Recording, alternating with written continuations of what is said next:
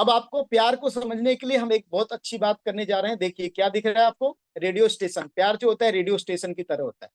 कैसे होता है बताता हूँ। देखिए क्या होता है, रेडियो स्टेशन में हर एक स्टेशन की एक फ्रीक्वेंसी होती है।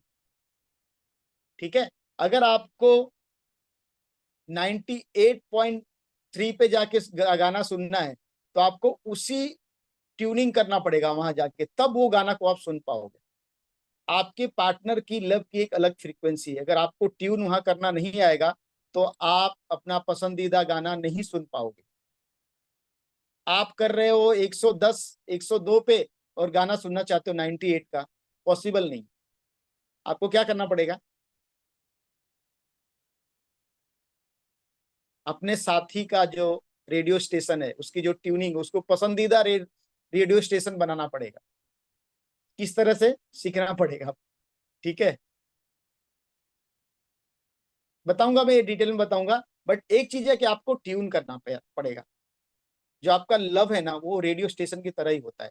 जब तक आप सामने वाले को इंपॉर्टेंस नहीं दोगे तब तक आप उसके लव की फ्रीक्वेंसी को ट्यून नहीं कर पाओगे। ठीक है, आपको ट्यून करने को सीखना पड़ेगा।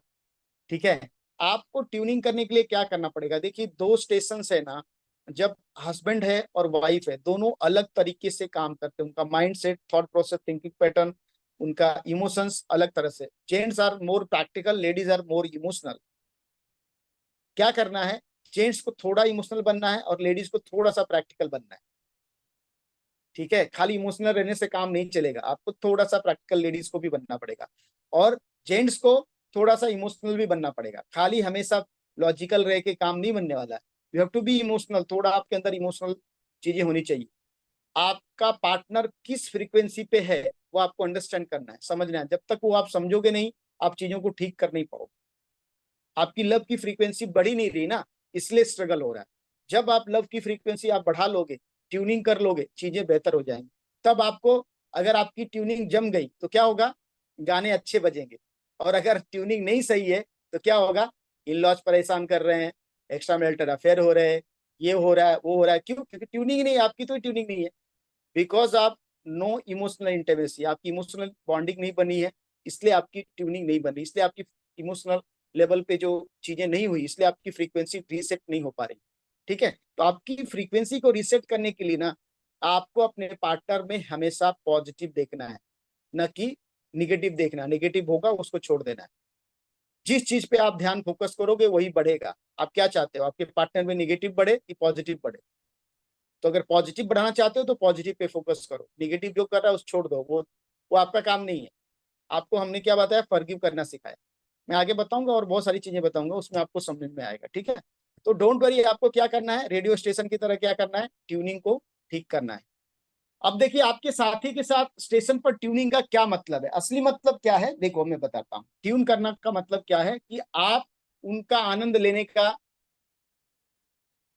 प्रयास करते हैं जो वे आनंद लेते हैं।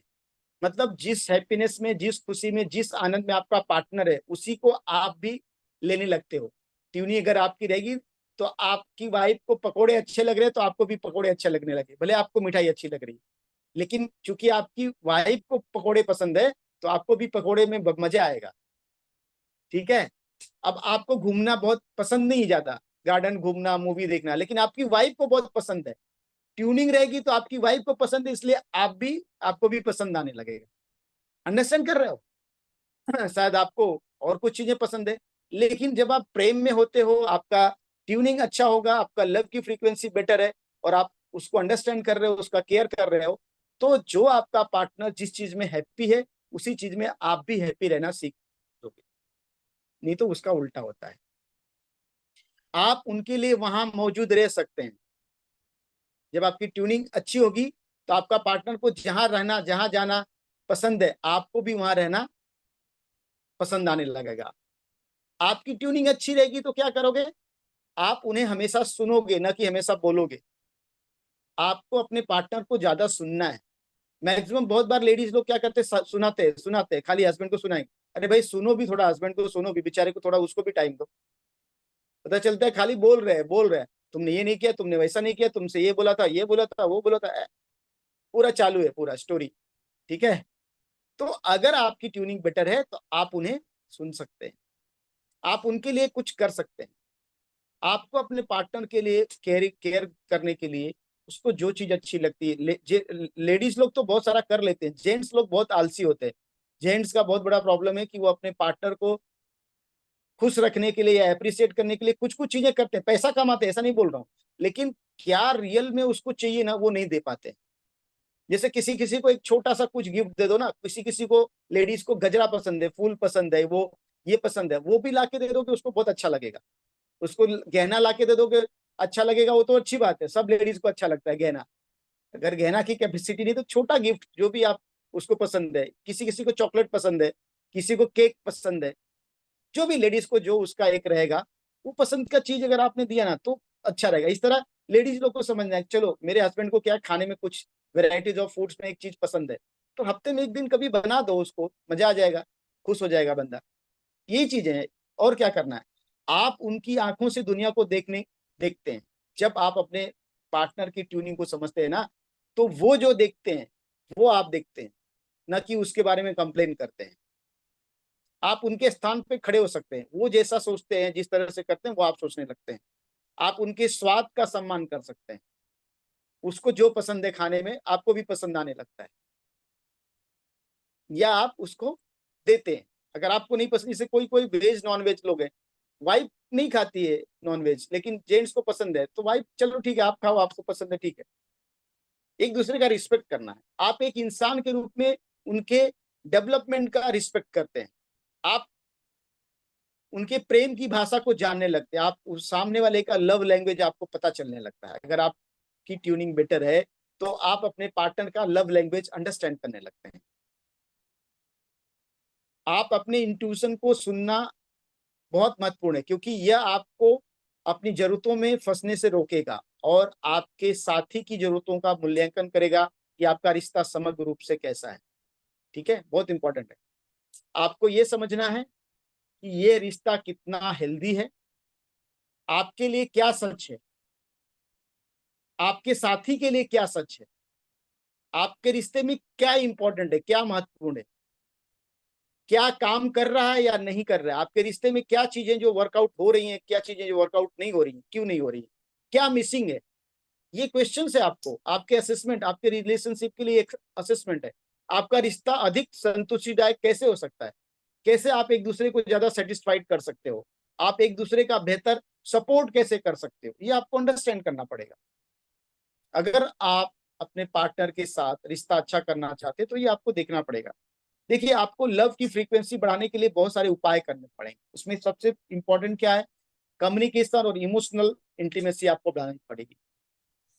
आपको एक साथ क्वालिटी टाइम बिताना पड़ेगा, आपको प्यार और स्नेह व्यक्त करना पड़ेगा, आपको एक दूसरे के अंदर फेथ और डिफरेंसेस को अंडरस्टैंड करना पड़ेगा, आपकी खुद की देखभाल और पर्सनल डेवलपमेंट के लिए सोचना पड़ना पड़ेगा, आपको रोमांस को जीवित रखना पड़ेगा। मैं डिटेल में बताऊंगा इनके बारे में। रोमांस को जीवित रखना पड़ेगा। बहुत सारे लोग के अंदर तो शादी हो गए लेकिन वो रोमांस मर गया है, 5 साल 10 साल 15 साल के बाद रोमांस है कहाँ, वो दफन कर दिए उसको ले आके कब्रिस्तान में। तो सबसे पहला क्या है, कम्युनिकेशन और इमोशनल बॉन्डिंग, ये बहुत इंपॉर्टेंट है। आपकी लव की फ्रीक्वेंसी बढ़ाने के लिए सबसे इंपॉर्टेंट चीज है कि आपको कम्युनिकेट करना है अपने पार्टनर के साथ। कैसा, कम्युनिकेशन का मतलब लोग सोचते हैं बात करना है, कम्युनिकेशन का मतलब है आपको ज्यादा सुनना है। कम्युनिकेशन का इंपॉर्टेंस क्या है, वही व्यक्ति अच्छा कम्युनिकेटर है जो ज्यादा अपने पार्टनर को सुनता है। जो ज्यादा बोलता है वो बैड कम्युनिकेटर, जो ज्यादा बोलता है वो बैड कम्युनिकेटर।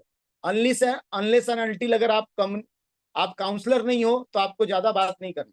अब हम लोग तो ज्यादा बात करते हैं क्योंकि हमको समझाना रहता है, बट अगर आप रिश्ते में नहीं चलता है, पति पत्नी के बीच में आपको क्या करना है, आपको कम्युनिकेशन में कम बोलना है, ज्यादा सुनना है। और हम करते क्या है, कम सुनते हैं ज्यादा बोलते हैं। प्रॉब्लम इधर ही है, हम कम सुनते हैं ज्यादा बोलते हैं। हमेशा मैंने ये कर दिया, मैंने वो कर दिया, वो ये सब से स्टार्ट नहीं करना। हमने अगर कुछ अच्छा हो गया तो मैंने गलत कर दिया, अगर कुछ अच्छा हो रहा है तो किसके वजह से हो गया, मैंने कर दिया। और अगर कुछ बुरा हो गया तो मेरे पार्टनर ने कर दिया। ये बदलना है। क्या करना है? अगर कुछ अच्छा हो गया मेरे पार्टनर के सहयोग से अच्छा हो गया, अगर कुछ बुरा हो गया मेरी जिम्मेदारी, मैंने कुछ गलत किया इसलिए बुरा हो गया। अगर मेरे पार्टनर ने गलती की ना तो उसकी जिम्मेदारी मुझे लेना है। अरे गलती हुआ ना, आपने गलती किया, नहीं नहीं नहीं, मेरी मेरे वजह से गलत हो गया, इसके लिए मैं जिम्मेदारी लेता हूँ। तब आपका रिश्ता ठीक चलेगा। जब गलती होती है हमेशा पार्टनर पे डाल देते हो, जब कुछ अच्छा होता है उसके लिए खुद बोलते हो मैंने किया इसलिए ये हो गया। ये नहीं होता है, ठीक है। कम्युनिकेशन अगर आपका अच्छा होगा, सुने जाने और सुनने दोनों पर ध्यान दें। आपकी एक स्पष्ट बाउंड्रीज होनी चाहिए, आपकी एक क्लियर बाउंड्रीज होनी चाहिए। एक दूसरे के कितना एक दूसरे को इंटरफेयर करना है एक दूसरे की लाइफ में, वो भी एक बाउंड्रीज होनी चाहिए। आपको पूरे दिन में अपने पार्टनर के साथ कुछ समय तक कम्युनिकेट करना। कुछ लोग जाते हैं जॉब पे 10 घंटा तक एक बार भी वाइफ से बात नहीं कर रहे हैं। अरे भाई इतना क्या बिजी हो गया कि दिन एटलीस्ट लंच टाइम में तो बात कर लो। ठीक है, मैं नहीं बोल रहा हूँ दिन में 4 बार फोन करो, बट 1 या 2 बार आपको बात करनी चाहिए एटलीस्ट। ठीक है। आपको डेली अपने पार्टनर को कुछ न कुछ चीजों में अप्रिसिएट करना है। जेंट्स को लेडीज के बारे में, खाना ये बहुत अच्छा था, या आज तुमने बहुत अच्छा ये किया, यार थैंक यू वेरी मच, बोलना है। इसी तरह लेडीज को बोलना है, थैंक यू वेरी मच आप हमारे लिए। अब वो थैंक्स वाला हमारा वर्ड ही नहीं आता है, आपको अप्रिसिएट ही नहीं करना आता है, खाली कंप्लेन करना, ये नहीं किया वो नहीं किया ऐसा नहीं किया। क्या नहीं किया उस पर ध्यान मत दो, क्या किया। दिन में आपको एटलीस्ट एक बार अपने पार्टनर को अप्रिसिएट करना है। हमको बहुत बार लगता है कि हम गए हस्बैंड वाइफ बेडरूम में गए, उसके साथ हम मिल रहे हैं जुल रहे हैं, तो वो हमारा फिजिकल इंटीमेसी इंपॉर्टेंट नहीं। आप अपनी वाइफ का ना या अपने हस्बैंड को एक बार खाली कंधे पे हाथ रख के आपने सहला दिया, या कभी आपने थोड़ा सा उसके पार्टनर को, हम बोलते हैं ना, गले लगा लिया। बहुत लोग अपनी वाइफ को सुबह जाते हैं तो गले लगा के ऑफिस जाते हैं, बहुत अच्छी आदत है। बहुत लोग नहीं करते हैं बट करना चाहिए, पहले के लोग करते थे। हग कर लो या कुछ, एक्चुअली वो आपकी फ्रीक्वेंसी को बढ़ाएगा, वो केयर दिखाता है कि यार हाँ इसको मेरी फिक्र है। या आने के बाद आप एक बार सामने वाले को करो, बहुत इंपॉर्टेंट है। आपको अपने पार्टनर को टच करना दिन में एक बार एटलीस्ट बहुत इंपॉर्टेंट है। और लोग उसके लिए हफ्तों वेट करते हैं। बेडरूम में गए तभी जो टच हुआ, बाकी कुछ नहीं, फिजिकल टच कुछ है ही नहीं, वो इंपॉर्टेंट है। तब आपकी इमोशनल बॉन्डिंग बेटर होगी, नहीं तो नहीं होगी। अपने सपनों और लक्ष्यों को साझा करें। बहुत लोग को कुछ करना रहता है, वो अपने वाइफ को कुछ बताएंगे नहीं, एकदम सरप्राइज कर देंगे। वहां सरप्राइज नहीं करना है। सरप्राइज किस चीज में देना है? उसको कहीं घुमाने लेके जाना है, उसकी कुछ अच्छी चीजों को उधर सरप्राइज करो। अपने लक्ष्य, अपने जो गोल्स है और अपने जो सपने, वो साझा करो अपने पार्टनर के साथ, तब चीजें बेहतर हो जाएंगी। ठीक है। एक साथ क्वालिटी टाइम बिताइए। देखिए क्या होता है, जैसे खाना बना रहे हैं तो दोनों साथ में मिलकर थोड़ा सा, अब हस्बैंड खाना नहीं बना पा रहा है, उसको नहीं आता, तो कोई बात नहीं, सब्जी काट सकता है ना थोड़ा सा, या कोई चीजों में सपोर्ट कर सकता है। मिलजुल कर खाना बनाए, एक साथ कुछ रचनात्मक चीजें पढ़ें, कोई चीज स्टडी करो। ठीक है, बिना स्क्रीन के एक साथ समय बिताएं। बहुत लोग हैं, हाँ सर मैं वाइफ के साथ टाइम बिताता हूँ, कैसे? दोनों बैठ के टीवी देखते हैं। अरे टीवी देखते हैं, वो टाइम नहीं हुआ क्वालिटी टाइम। टीवी देखना इज नॉट क्वालिटी। बिना स्क्रीन के एक साथ बातचीत करें, हाँ कैसा रहा तुम्हारा दिन, क्या है। वीकली एक बार एटलीस्ट आधा घंटे के लिए कहीं नहीं तो गार्डन में या कहीं बाहर घूम जाए, महीने में एक बार कहीं और घूमने जाए। आपकी अगर नई नई शादी हुई है, 2 4 साल 5 साल है, तो उसमें आपको ये ज्यादा करना है। 5 साल के बाद आपका महीने में एक बार भी होगा तो चलेगा, लेकिन 5 साल तक आपको ये करना पड़ेगा।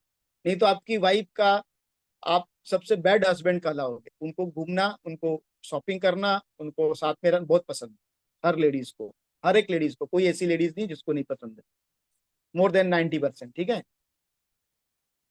एक साथ कोई खेल खेलें, ये क्वालिटी टाइम का बात होगा। ठीक है, क्वालिटी टाइम नहीं कि बस बैठ के टीवी देख रहे हैं और क्वालिटी टाइम है सर हमारा, ये quality time, this is not quality time. देखो क्या है, आपके अंदर प्रेम बहुत भरा पड़ा है, लेकिन कुछ बोल ही नहीं रहे हो आप। आपके स्नेह और प्रेम को आपको अभिव्यक्त करना है, सामने वाले को बताना है, समझाना है। ठीक है। आपको सार्वजनिक रूप से भी स्नेह दिखाना है। कभी कभी कुछ टेक्स्ट भेज दें, नोट भेज दें, मैसेज कर दें। ठीक है। उसके सामने, जैसे आपकी वाइफ को कुछ पसंद है, शाम को ऑफिस से आ रहे हैं, वो पसंदीदा उसका नाश्ता आप पार्सल करा के लेके आ रहे हैं, या कोई चीज खाने के लिए लेके आ रहे हैं, अच्छा है। या आपकी वाइफ जो है हस्बैंड के लिए कभी उसको पसंद है पकोड़े या कोई ऐसी चीज, जो कोई भी डिश में एक नाम ले रहा हूँ, वो बना के रखा, अरे आज सरप्राइज क्या बात है, आज तो कुछ स्पेशल है। हाँ, आपके पसंद का आज मैंने बनाया, पराठे बनाए आज हमने, आलू के पराठे स्पेशल वाले बनाए। ऐसा कुछ कोई चीज जो भी है करे। अपने पार्टनर को हमेशा वो एक रूटीन में बिजी ये कर रहा है, तो कभी कभी आपको समय, महीने में एक आध दिन उसके उसको थोड़ा उसके बोझ को कम करें, हल्का करें। जैसे भी मैं कल बिंदु सिंह को बोल रहा था, अरे तुम्हारा तो आज उपवास है, व्रत है, तो चलो क्या मैं कुछ काम करने में हेल्प करूं। तो आपको सपोर्ट करना, सामने वाला खुद ही मना करेगा, फिर भी थोड़ा बहुत आप करो। ठीक है। आप सलाह के लिए पूछना कि मेरे को ये चीज ऐसा लग रहा है, आप इसमें कुछ अपना पार्टिसिपेशन बताओ कि आपके हिसाब से क्या होना चाहिए। अपने पार्टनर को बताना बहुत जरूरी है। ठीक है। देखिए, हर एक पार्टनर डिफरेंट होता है। ठीक है। आपको फेथ है ना, उस डिफरेंसेस को कम करने में मदद करता है। हम सब अलग अलग है, लेकिन जो विश्वास है वो आपके रिश्ते को बहुत आगे लेके जाता है। आप अपने रिश्तों में हमेशा ईमानदार रहें, ऑनेस्ट रहें, अपनी जरूरतों को व्यक्त करें, बताएं। अब जेंट्स लोग को बहुत सारी चीजें इशारों में समझती नहीं है, लेडीज लोग का आदत है बहुत सारे इशारा कर देते हैं। अरे तुमको समझना चाहिए मेरे को क्या लगता है, क्या मैं मेरा मूड कैसा है। अब जेंट्स को नहीं समझता है, वो बुद्धू है, उसको अक्ल ही नहीं है, उसको खाली पैसा कमाने का बात पता है, बाकी कुछ नहीं पता है। तो आपको थोड़ा बताना है। दूसरी बात है कि जब कभी आपका साथी आपके बातों को ऐसा बोलता है, कुछ आपको ईगो को हर्ट करता है, ठेस पहुंच जाती है, तो आप अपने पार्टनर को बाद में बताओ कि भाई ये आपने बोला था ना, ये मुझे अच्छा नहीं लगा, तो आप नेक्स्ट टाइम से ध्यान रखो। उस समय मत बोलो, लेकिन 10 घंटे 12 घंटे के बाद आप बताओ कि जो आपने वो बात बोली थी ना, आपने मेरी मम्मी के बारे में बोला, मुझे अच्छा नहीं लगा वो, तो नेक्स्ट टाइम से इस बात का आप ध्यान रखना। तो सामने वाला समझेगा, हाँ यार। वो अलग तरीके से मत बोलो, तुमने कैसे बोल दिया मेरे माँ बाप के बारे में, लड़ाई चालू हो जाएगी, आर्गुमेंट चालू हो जाएगी। एक बोलने का एक तरीका होता है। अपने पार्टनर से ना कभी ऐसे मत पूछा और खाना खा लिया, तो ये क्लोज एंडेड क्वेश्चन हो गया, खत्म हो गया। कभी भी पूछने का तो ओपन एंडेड क्वेश्चन पूछने का, जिसमें आदमी 5-10 मिनट बात करे, इस तरह के क्वेश्चन पूछने का। ठीक है। आपका फेथ बढ़ते जाएगा। आप जब कोई शब्द बोल रहे हो ना, आपकी टोन कैसी है वो बहुत मायने रखती है। बहुत लोग बोलते हैं उसी चीज को ऐसे टोन में बोलेंगे सामने लोग लगे ये चिल्ला रहा है। आपको स्थिर रहना है बात करते के समय में। अगर आपसे कुछ गलतियां हो रही तो एक्सेप्ट करना, सॉरी बोलना सीखना है। सॉरी वर्ड अपने इसमें डाल लो। अब सॉरी इतना भी मत बोलो कि बार बार गलती करो और सॉरी बोलना पड़े, ऐसा भी मत करो। ठीक है। खुद की देखभाल करना और अपना पर्सनल डेवलपमेंट करना बहुत इंपॉर्टेंट है। आप कभी हॉलीडेज की एक योजना बनाइए, कभी कोई मेडिटेशन साथ में करिए, बैठ के कोई एक्सरसाइज साथ में करिए। आपका रिलेशनशिप चेकअप कराना बहुत इंपॉर्टेंट है आपके लाइफ में। अगर नहीं कराओगे ना, जैसे हम लोग बोलते हैं ना, डेंटिस्ट लोग बोलते हैं साल में एक बार रूटीन चेकअप करो, इसलिए हम बोलते हैं हर महीने असेसमेंट करो अपने रिश्ते का, कहाँ पे पहुंचो आप, माइनस में जा रहे हो, पॉजिटिव जा रहे हो, क्या जा रहे हो, असेसमेंट करो। और हस्बैंड वाइफ दोनों एक टीम के लिए खेलते हैं। प्रॉब्लम क्या होती है ना, हम दो टीम के लिए खेलते हैं, सोचते हैं ये मेरा दूसरे टीम में, ये मेरी दूसरे टीम में। तब आप हारते हो। जब आप एक ही टीम से खेलोगे ना, कि मेरा हस्बैंड जो बोल रहा है या मेरी वाइफ जो बोल रही है उसके साथ, उसी की टीम में तो मैं हूँ। अगर वो कुछ कर रही है, कुछ बोल रही है, तो उसके साथ मुझे लगे रहना। आपको हमेशा ग्रेटिट्यूड में रहना है, अपने पार्टनर के लिए हमेशा ग्रेटिट्यूड में रहना है। वो जो भी चीजें कर रही है या कर रहा है, उसके लिए ग्रेटफुल रहना बहुत जरूरी है। इंपॉर्टेंट है आपके रोमांस को जीवित रखना। जब तक आप अपने अंदर रोमांस को जीवित नहीं रखोगे, आपका कभी भी लव की फ्रीक्वेंसी बढ़ेगी नहीं। ये बहुत इंपॉर्टेंट है। कैसे करना है, इसके लिए बहुत सारी चीजें हैं। आपके कुछ यादगार पलों को संजोए, जैसे आपके शादी की थी तो उसका फोटो का एल्बम है, या पहली बार डेट पे कहाँ मिले थे, फिर से एक बार कभी प्लान बनाओ, वहां जाके यादें को ताजा करो। ठीक है।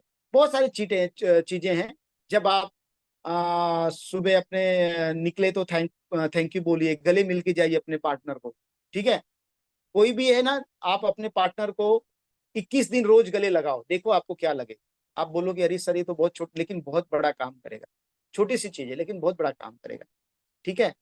गार्डन में आप दोनों साथ में पैदल चलो, साथ में थोड़ा टहल के आओ, घूम के आओ। इस तरह से अपने रोमांस को जीवित रखने के लिए आप ना, रोज के बेसिस पे नहीं हो सकता है तो एटलीस्ट वीकली एक बार करो।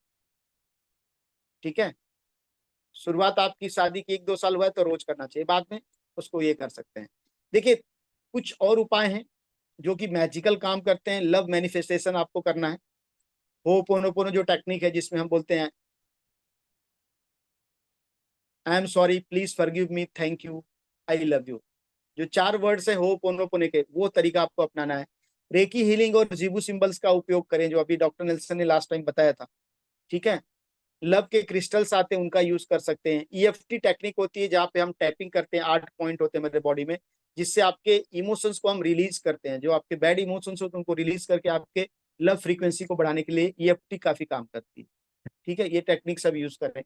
देखो, अक्सर गले मिलें और आलिंगन करें, कृतज्ञता का अभ्यास करें, मतलब ग्रेटिट्यूड का प्रैक्टिस करें, खुलकर और ईमानदारी से एक दूसरे से कम्युनिकेट करें, एक दूसरे को आश्चर्यचकित करें और मनोरंजन और अंतरंगता के लिए समय निकालें।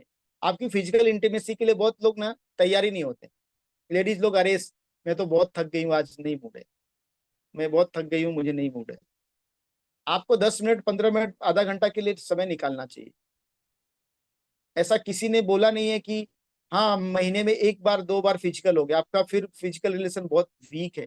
वीकली एटलीस्ट 2-3 बार होना चाहिए, तभी आपका फिजिकल रिलेशन ठीक है। नहीं तो आपका फिजिकल रिलेशन अगर कम हो गया ना, धीरे धीरे धीरे आपका लाइफ में बहुत सारे प्रॉब्लम आ जाएंगे।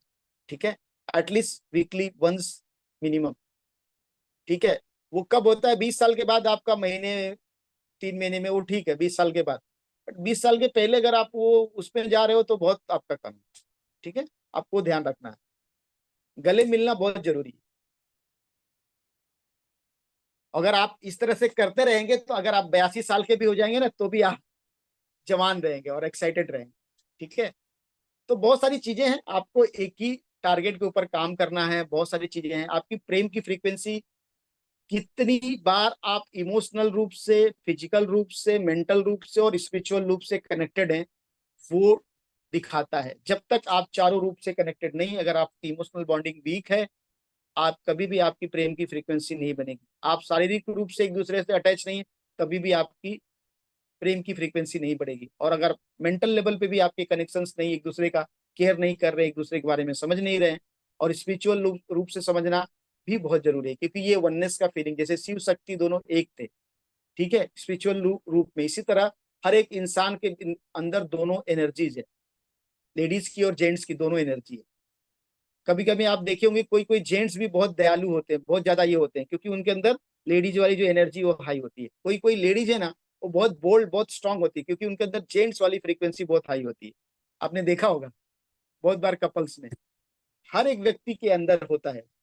जैसे जैसे आप अपने प्रेम की फ्रीक्वेंसी को बढ़ाते हैं, तो आप पाएंगे कि आपका रिश्ता सद्भाव और पारस्परिक विकास का एक सुंदर और नित्य बन गया। एक डांस करते हैं ना जैसे, उस तरह से डांस करने वाला ये रिश्ता बन जाएगा।